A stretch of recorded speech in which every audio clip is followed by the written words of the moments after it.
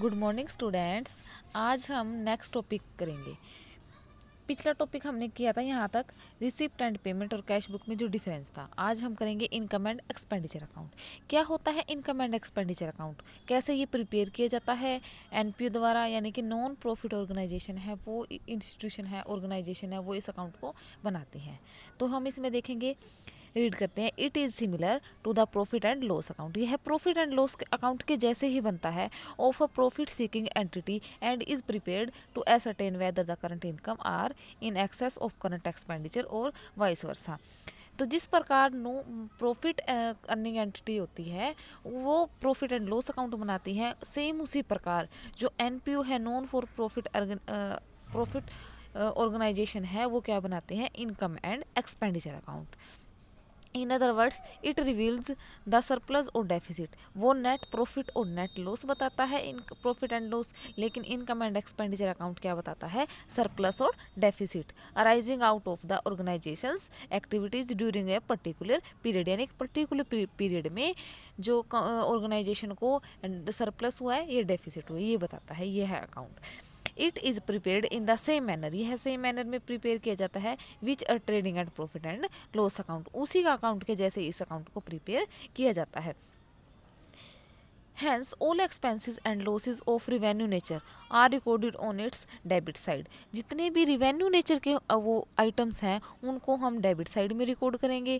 Will all incomes and gains of a revenue nature, जितनी भी revenue nature की incomes या gains हैं हमें प्राप्त रिसीव होते हैं, उसको हम credit side में दिखाएंगे। क्योंकि इस अकाउंट के क्रेडिट साइड में हम दिखाते हैं इनकम और डेबिट साइड में दिखाते हैं हम एक्सपेंडिचर होंगे तो उनको हम दिखाएंगे डेबिट साइड में, अगर इनकम होती है तो उनको दिखाएंगे हम क्रेडिट साइड में।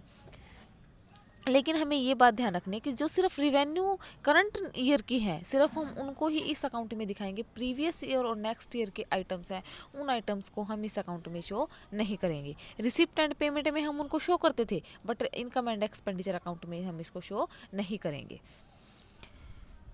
The end product of this account is surplus और डेफिसिट। और लास्ट में हमें ये शो कर देगा कि ये सरप्लस हुआ है, डेफिसिट हुआ है। If credit side of this account is exceed the debit side, it is known the excess of income or expenditure surplus. On the contrary, if the debit side exceed the credit, it is excess of expenditure or income deficit।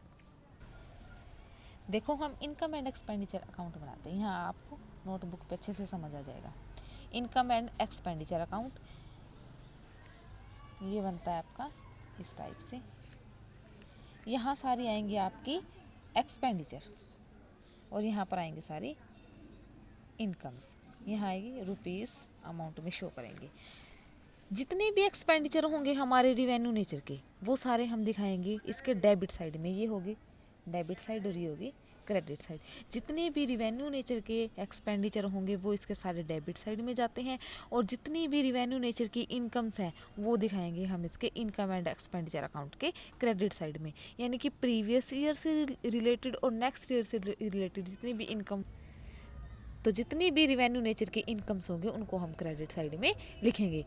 और अंत में जब हम इसको सारी incomes को और expenditure को रिकॉर्ड कर लेंगे उसके बाद फिर हम देखेंगे लास्ट में अगर इनकम आती है हमारी, फॉर एग्जांपल से मान लेते हैं हम कि 1 लाख रुपए की इनकम आई है हमारी, 1 लाख रुपीज़ की, और एक्सपेंडिचर है वो हमारे हैं 80,000 की। तो हम क्या कहेंगे, इसमें हमारी इनकम ज़्यादा है एक्सपेंडिचर से, तो हमें 20,000 का क्या हुआ है, प्रॉफिट। क्योंकि देखो इनकम हुई है हमें 1 लाख रुपए की और एक्सपेंडिचर हुए हैं हमें 80,000 के, तो हम क्या कहेंगे, हमें क्या हुआ है 20,000 का। इसे हम प्रॉफिट नहीं बोलेंगे, इनकम एंड एक्सपेंडिचर अकाउंट में इसे सरप्लस बोलते हैं। क्या बोलेंगे हम इसको, सरप्लस। तो इस सरप्लस को हम यहाँ पे शो करेंगे। तो 20,000 को हम क्या बोलेंगे, सरप्लस, और यहाँ पे आ जाएगा 1 लाख पूरा। क्योंकि एक बार तो हम वैसे ही जोड़ के देखते ना, अगर ये मान लो ये 80,000 हो है और ये 20 टोटल आ जाएगा यहाँ पे 1 लाख। अब अगर उल्टा हो जाता है, जो ये आइटम है, जो इनकम्स है वो है हमारी 80,000 की, इनकम है हमारी 80,000 की, और फॉर एग्जांपल ये हमारे जो एक्सपेंस है वो 1 लाख के हैं। तो हम क्या कहेंगे इस सिचुएशन में, क्या है कि ये एक्सपेंस हो जाते हैं 1 लाख के और इनकम हो जाती है 80,000 की। तो 20,000 का हमारा क्या हुआ है, डेफिसिट। इसको लॉस नहीं बोलेंगे, इसको बोलते हैं हम डेफिसिट, और डेफिसिट को हम क्रेडिट साइड में शो करते हैं। तो इस तरफ से हम बाई डेफिसिट के नाम पे दिखा देंगे कि इतना हमें डेफिसिट हुआ है 20,000 का। तो अब आपको समझ आ गया होगा कि इनकम एंड एक्सपेंडिचर अकाउंट हम किस प्रकार प्रिपेयर करते हैं। यही सेम इसमें बताया हुआ है कि सरप्लस को हम डेबिट साइड दिखाते हैं और जो डेफिसिट होते हैं उसको हम क्रेडिट साइड दिखाते हैं। अब इसके कुछ स्पेशल फीचर्स हैं इनकम एंड एक्सपेंडिचर अकाउंट की। क्या है, नेचर ऑफ अकाउंट, ये किस प्रकार का अकाउंट है। देखो ये है एक नॉमिनल अकाउंट है, नॉमिनल नेचर का अकाउंट है, यानी कि नॉमिनल अकाउंट के रूल क्या होता है, डेबिट ऑल एक्सपेंसेस और losses and credit all income and gains. जितने भी क्या होंगे हमारे एक्सपेंसेस होंगे या लॉस होंगे उनको हम डेबिट साइड दिखाएंगे, और जितनी भी हमारी इनकम्स होंगी या गेन्स होंगे उनको हम क्रेडिट साइड में दिखाएंगे। यही हम कर रहे थे, अभी आपको मैंने नोटबुक पे दिखाया है। नेक्स्ट है nature of items recorded in it. इसमें कौन कौन से आइटम रिकॉर्ड करेंगे हम, इसमें only items of revenue nature की आइटम होंगे, सिर्फ हम उन आइटम को ही इसमें रिकॉर्ड करेंगे, यानी कि कैपिटल नेचर की आइटम्स को हम इसमें रिकॉर्ड नहीं करेंगे। फॉर एग्जांपल जैसे कि प्रीवियस ईयर से रिलेटेड है या वो नेक्स्ट ईयर से रिलेटेड है, उन आइटम्स को हम बोलेंगे कैपिटल नेचर की, और जो इसी साल से रिलेटेड इनकम या एक्सपेंडिचर हैं उनको हम बोलते हैं रिवेन्यू नेचर के आइटम। तो रिवेन्यू नेचर के आइटम को ही हम सिर्फ इनकम एंड एक्सपेंडिचर अकाउंट में रिकॉर्ड करेंगे। For example amount received from the sale of furniture है, will not be recorded in it but the profit earn और loss suffered on the sale of furniture will be recorded in it. देखो अगर हमने furniture को cell किया है, क्या हमारा फर्नीचर डेली काम थोड़ी है सेल करना, तो ये हमारा क्या हुआ, ये हमारा कैपिटल नेचर की आइटम हुई है। तो इसको हम क्या, इससे जो भी प्रॉफिट या लॉस होगा सिर्फ हम उसको ही रिकॉर्ड करेंगे, क्योंकि उससे जो भी फर्नीचर को सेल करने से जो उसकी कॉस्ट है उसका अमाउंट को हम इसमें रिकॉर्ड नहीं करेंगे। सिर्फ आपने ये ध्यान रखना है कि इसमें सिर्फ रिवेन्यू नेचर के आइटम को रिकॉर्ड किया जाएगा। नेक्स्ट है omission of opening and closing balance of cash. इसमें हम ओपनिंग और क्लोजिंग बैलेंस है कैश का, उसको हम इग्नोर करते हैं, उसको हम इसमें नहीं लेते हैं। नेक्स्ट है एडजस्टमेंट, हम कुछ एडजस्टमेंट दी होती हैं उनको देखो कैसे, this account is prepared in the same manner in which a profit and loss account. जिस प्रकार हम profit and loss account prepare करते हैं, प्रॉफिट एंड लॉस के लिए हमें क्या कुछ नीचे एडजस्टमेंट दी होती हैं, उन एडजस्टमेंट को हम एडजस्ट करके तब हम प्रॉफिट एंड लॉस अकाउंट में एडजस्टमेंट करते हैं। तो सेम उसी प्रकार हमें नीचे कुछ वो दी होंगी ट्रांजैक्शन, या फिर हम बोल सकते हैं एंट्रीज, उनको एडजस्ट करके ही हम क्या बनाएंगे, करंट ईयर की इनकम एंड एक्सपेंडिचर में रिकॉर्ड करेंगे। As such all adjustment relating to the current year such as depreciation है, आउटस्टैंडिंग एक्सपेंसेस है, प्रीपेड एक्सपेंसेस है, अर्न इनकम है, etcetera are taken into consideration will preparing the income and expenditure account. तो हम उनको भी ध्यान में रखेंगे। नेक्स्ट है it records income and expenditure of current period. इसमें सिर्फ इनकम एंड एक्सपेंडिचर की करंट ईयर की जो भी इनकम होंगे या एक्सपेंडिचर होंगे सिर्फ हम उनको ही रिकॉर्ड करेंगे। All item relating to previous year और फ्यूचर ईयर आर एक्सक्लूड, यानी कि उसको एक्सक्लूड रिकॉर्ड नहीं करेंगे, बाहर रहेंगे, वो इंक्लूड नहीं करेंगे, उनको शामिल नहीं करेंगे। विल प्रिपेयरिंग इट जब हम इसको बनाते हैं। पर्पज़, नेक्स्ट है पर्पज़, ये अकाउंट हम किस लिए बनाते हैं, क्या हमारा पर्पज़ होता है। The closing balance of this statement reveals surplus और deficit if the credit side exceed the debits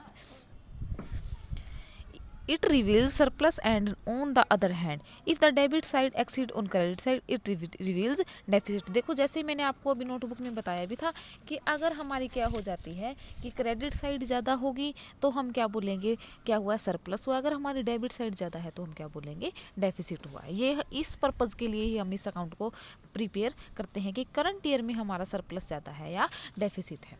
next है, अब हम देखेंगे कि क्या difference between receipt and payment account and income and expenditure account. इन दोनों में हम डिफरेंस देखेंगे।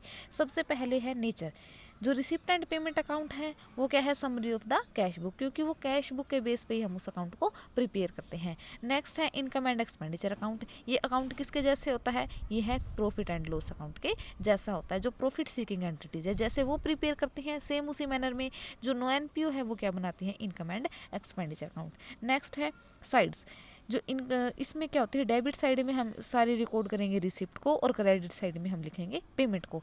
बट इसमें क्या होगा, इनकम एंड एक्सपेंडिचर अकाउंट में डेबिट साइड में सारे क्या आएंगे, एक्सपेंस, और क्रेडिट साइड में क्या आएंगे, सारे की इनकम या गेन्स आएंगी।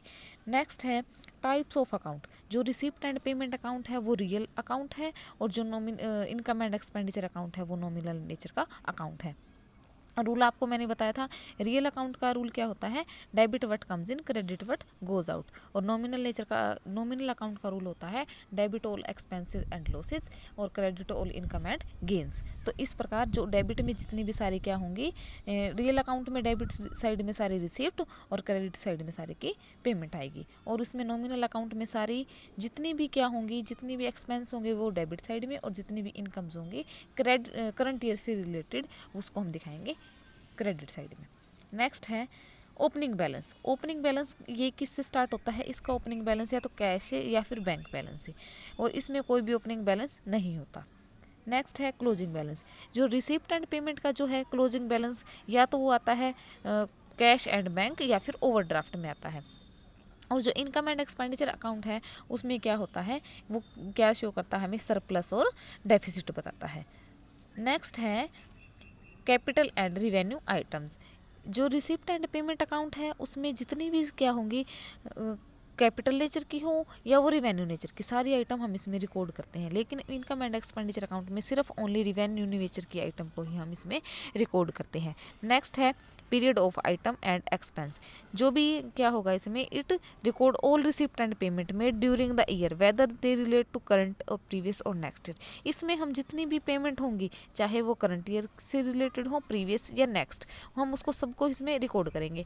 बट क्या है कि इनकम एंड एक्सपेंडिचर अकाउंट में हम सिर्फ करंट ईयर की इन आइटम्स को ही हम इसमें रिकॉर्ड करेंगे। नेक्स्ट है एडजस्टमेंट। एडजस्टमेंट में इसमें हम एडजस्टमेंट को कंसिडर नहीं करते रिसिप्ट एंड पेमेंट अकाउंट में जब हम इस अकाउंट को बनाते हैं, because it is a prepared on the cash basis accounting, क्योंकि हम इसको कैश बेस पे बनाते हैं। But income and expenditure account में हम एडजस्टमेंट को ध्यान में रखकर ही एंट्रीज करेंगे, क्योंकि ये किसके बेस बनता है, एक्रूवल बेसिस। एक्रूवल बेसिस का मतलब है हम इसमें ये नहीं देखेंगे कि हमें इनकम कब रिसीव हो रही है, जब हमने इनकम को अर्न कमा लिया है तभी हम उसको अपनी इनकम मान लेंगे, जब नहीं मानेंगे चाहे वो हमें कभी रिसीव हो। इसमें रिसीव से कोई भी लेना देना नहीं होता, एक्रूवल बेसिस पे ये बनता है। नेक्स्ट है बैलेंस शीट। इसमें नीड नहीं होती, नेसेसरी नहीं होती कि बैलेंस शीट बनानी है, लेकिन इसमें क्या होता है कि बैलेंस शीट बनाना ज़रूरी होता है। नेक्स्ट है ट्रांसफर ऑफ क्लोजिंग बैलेंस। इसमें जो भी क्लोजिंग बैलेंस होगा वो transfer to receipt and payment account of the next period के रिसिप्ट एंड पेमेंट में उसको ट्रांसफर करेंगे। इस साल का जो भी रिसिप्ट एंड पेमेंट का जो भी बैलेंस होगा उसको नेक्स्ट ईयर में ट्रांसफर कर दिया जाता है। लेकिन इनकम एंड एक्सपेंडिचर अकाउंट में ऐसा नहीं किया जाता, उसमें closing balance of this account is transferred to the capital fund in the balance sheet. Balance sheet में लाइबिलिटी साइड एक कैपिटल फंड होगा, जो जब हम बैलेंस शीट बनाएंगे तब आपको बताएंगे कि कैसे बनता है वो कैपिटल फंड। उस कैपिटल फंड में अगर इस साल का जो भी बैलेंस होगा उसमें हम उसको दिखाएंगे। देखो फॉर एग्जांपल, जैसे कैपिटल फंड है हमारा, इस साल अगर हमें डेफिसिट हुआ है 20,000 का, कैपिटल फंड हमारा फॉर एग्जांपल मान लेते हैं 2 लाख का है, 2 लाख का हमारा कैपिटल फंड है, और इस साल हमें क्या हुआ है कि इनकम एंड एक्सपेंडिचर अकाउंट से 20,000 का डेफिसिट है। तो डेफिसिट है तो इसको हम इस कैपिटल फंड में से लेस कर देंगे, डेफिसिट के नाम से क्या कर देंगे, लेस, और ये कितना रह जाएगा हमारा 1,80,000। ये हमारा कैपिटल फंड है। लेकिन अगर हमें क्या होता है, सरप्लस होता है, तो हम इसमें डेफिसिट के यहाँ पे माइनस किया तो हम उसको प्लस कर देंगे, तो हो जाएगा हमारा 2,20,000। तो अगर डेफिसिट होगा तो उसे कैपिटल फंड में से एडजस्ट कर लिया जाता है, अगर सरप्लस होता है तो उसमें उसको जोड़ दिया जाता है। नेक्स्ट है distinction between income and expenditure account and profit and loss account. अब हम देखेंगे कि हमने ये बताया था कि जो इनकम एंड एक्सपेंडिचर अकाउंट है वो प्रॉफिट एंड लॉस अकाउंट के जैसा ही है, तो उसमें सेम है, तो इसमें कुछ डिफरेंस भी है, उसके जैसे बनता है, लेकिन इन दोनों के बीच भी कुछ डिफरेंस है, उस डिफरेंस को हम देखेंगे। एक बार हम यहाँ से देख लेते हैं। The object of preparing and income and expenditure account और a profit and loss account is the same, क्योंकि इन दोनों को जो बनाने का उद्देश्य होता है वो सेम होता है, क्योंकि वो भी यही शो करता है कि हमें प्रॉफिट या लॉस कितना हुआ, और ये भी हमें ये शो करेगा सरप्लस और डेफिसिट। बट फिर भी उसके बाद find out the net result of operation during an accounting period, ये बताता है कि हमें नेट अकाउंटिंग पीरियड, जो हमारा अकाउंटिंग पीरियड चल रहा है, उसका नेट रिजल्ट क्या निकलता है।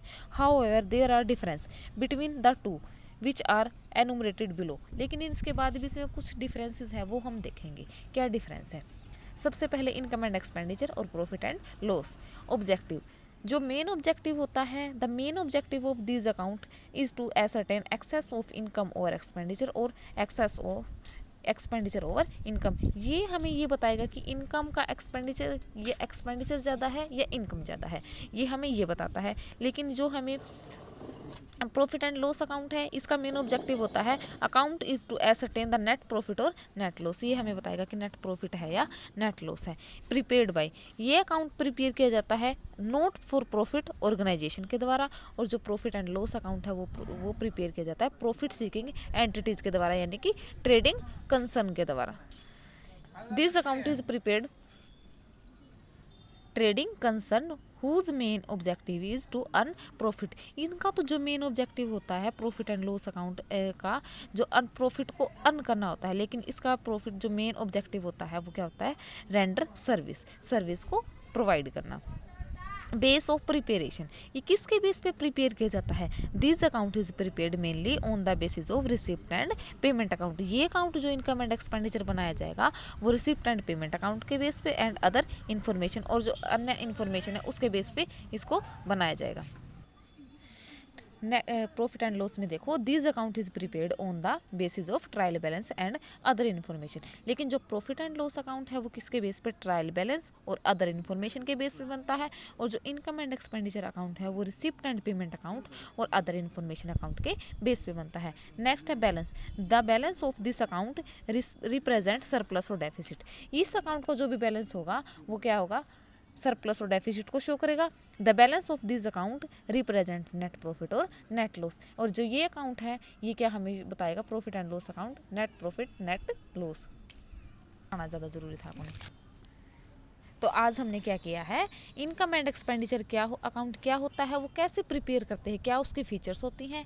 उसके बाद हमने देखा है कि क्या क्या डिफरेंस है रिसिप्ट एंड पेमेंट अकाउंट में, इनकम एंड एक्सपेंडिचर अकाउंट में। फिर उसके बाद हमने देखा है कि इनकम एंड एक्सपेंडिचर अकाउंट और प्रॉफिट एंड लॉस अकाउंट में क्या क्या डिफरेंस है। तो आपको बताया है मैंने कि इनकम एंड एक्सपेंडिचर अकाउंट है वो किसके बेस पे प्रिपेयर किया जाता है, वो रिसिप्ट एंड पेमेंट अकाउंट के बेस पे प्रिपेयर किया जाता है। और इसी इनकम एंड एक्सपेंडिचर अकाउंट है वो क्या है, अपने आप में नॉमिनल नेचर का अकाउंट है, और उसकी क्या क्या फीचर थी ये मैंने आपको बताई है। आप सिर्फ इनको एक बार अच्छे से रीड कर लीजिएगा, सिर्फ यहाँ तक करना है आज आपने।